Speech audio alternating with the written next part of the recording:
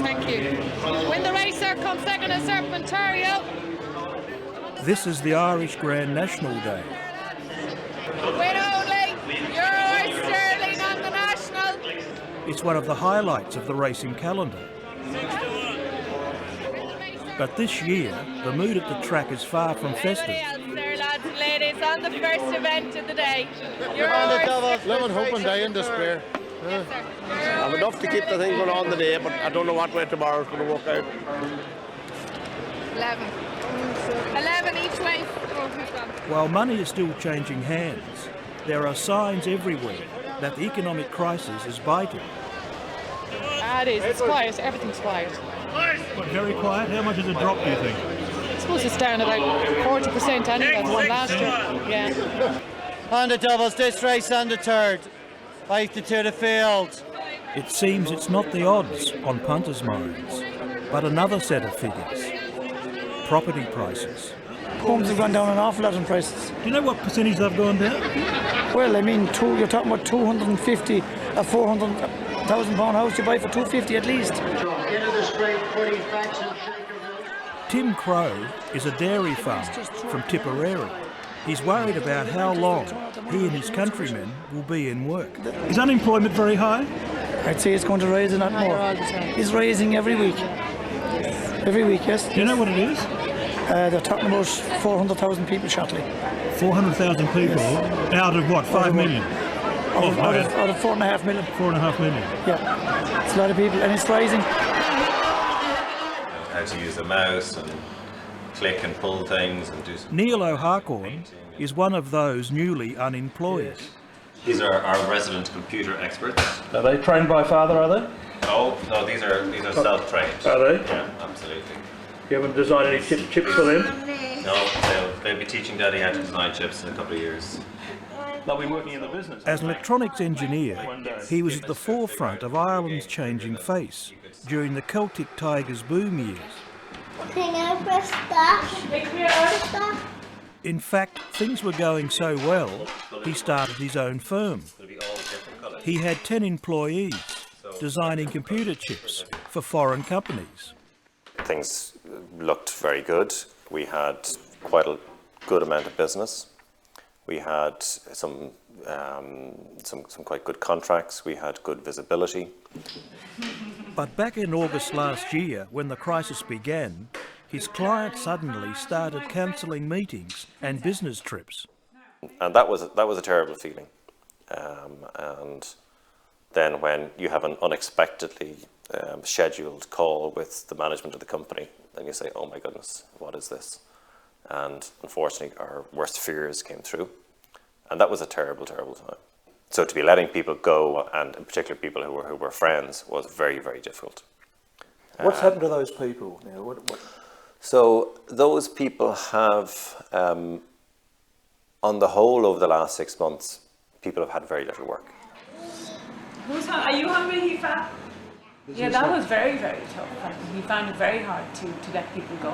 How did you cope with that? To be honest, at the end, it was me who was nearly pushing him to say, well, you have to let him go. Because he hadn't been, hadn't paid himself for over a year. And, I was only working part-time with 4 kids. So in the end, we didn't really have a choice. So.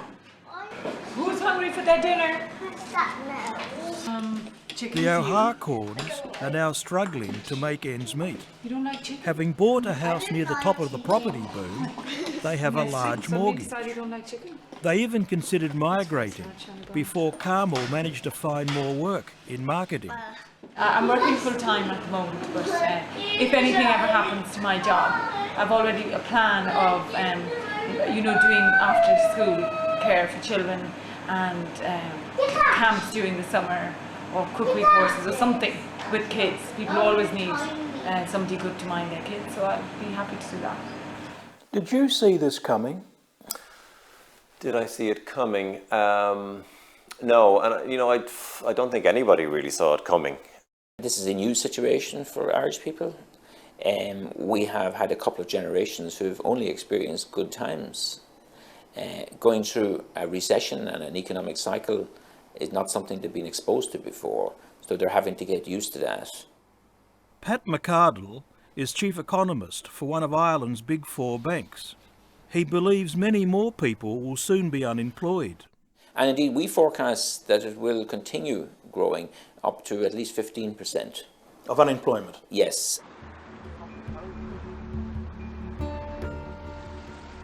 Job losses are happening all over the country. In January, the city of Limerick was shocked to hear that its largest business was sacking nearly 2,000 workers. There's an awful lot of families inside there and they're going to be devastated for the next 12 months. Devastated. How bad is this for Limerick City then? It's unreal.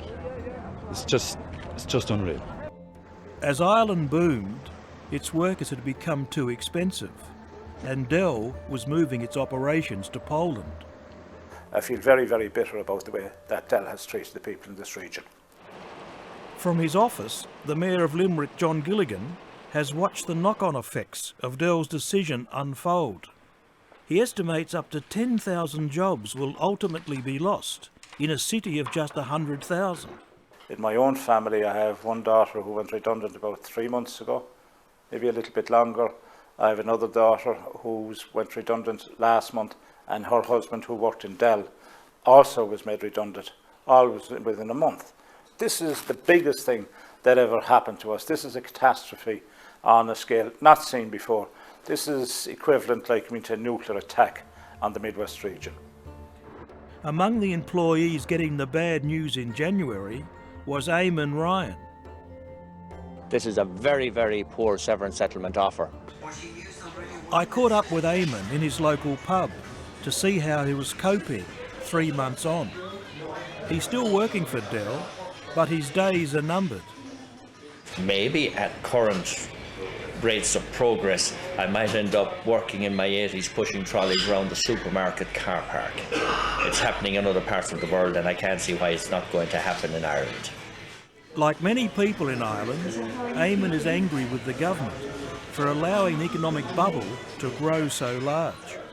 The gross mismanagement of our economy by a totally incompetent government added to the global downturn, which is making us have ending up in a much worse position than a lot of other countries. And now we're going to be unemployed on top of that.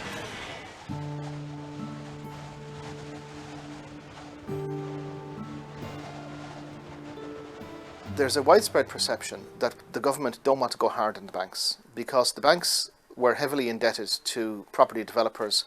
Property developers were the major supporters of the major party of government. So there's a perception of a cosy cartel, of crony capitalism. Brian Lucy teaches finance at Dublin's Trinity College.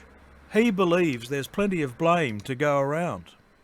So for the last 5 years, up until last year, we borrowed lots of money from international markets and we thought we could get rich by basically selling houses to ourselves. That stopped once the international credit crunch happened and once the property boom here, the property bubble in fact, burst. So who's to blame? We're all to blame.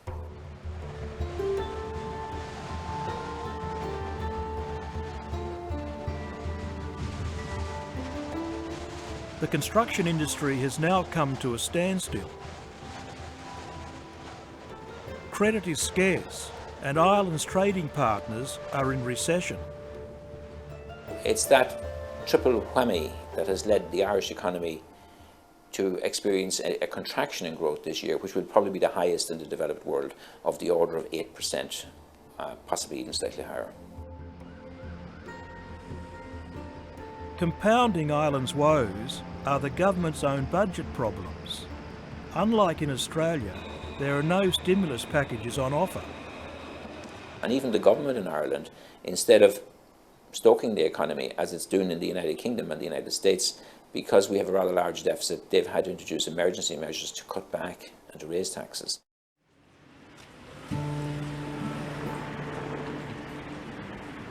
As a result, dole queues are now lengthening all over Ireland.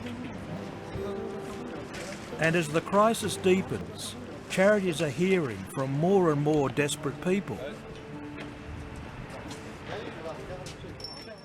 We have people phoning up who are on the brink of ending their lives because they see no hope. The house is going to be repossessed.